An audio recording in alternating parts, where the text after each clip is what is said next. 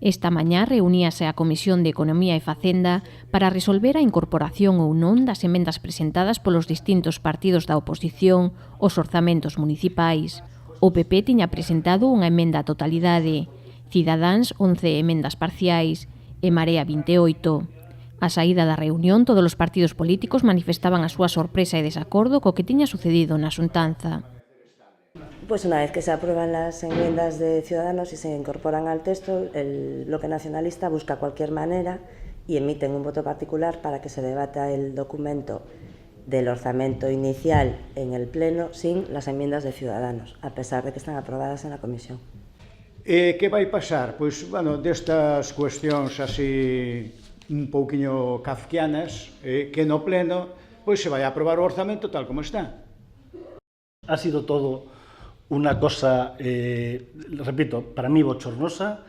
Creo que los pontevedreses no se merecen este espectáculo. Pensábamos que los presupuestos estaban aprobados o estaban ya tranquilos y resulta que ahora el BNG hace una enmienda a sus propios presupuestos, una cosa que yo no entiendo. Un voto particular a sus propios presupuestos.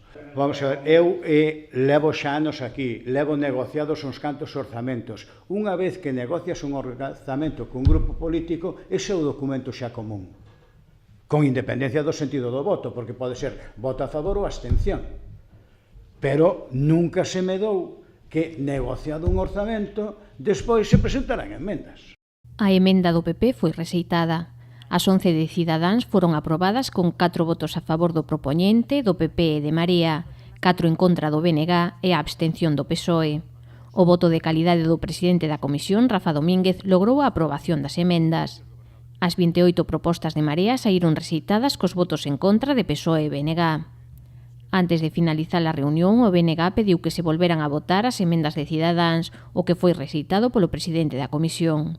O non poder facelo, o BNG presentou o voto particular para levar finalmente a votación en pleno o documento orixinal, sen as emendas incorporadas. Se se logra a aprobación deste documento, xa non se sometería a votación o emendado. A voceira de Cidadáns amosouse enfadada con esta medida do BNG. A mí me parece una falta absoluta a la oposición, un mal saber perder y una pataleta, porque además estamos hablando incluso de enmiendas que no llevaban dotación económica. Se o PSOE mantén a postura anunciada da abstención, o goberno local non tería problema para sacar adiante os orzamentos. O voceiro municipal criticou a postura adoptada por Marea, xa que durante as negociacións do orzamento mantiveron que se absterían para facilitar a aprobación, pero sen facer achegas específicas. Marea dixo, como xa veñen contempladas as cousas que quero, que é a renta social, el transporte metropolitano e non sei que máis, a mí xa me vale tal como está. Non se modificou nada, non.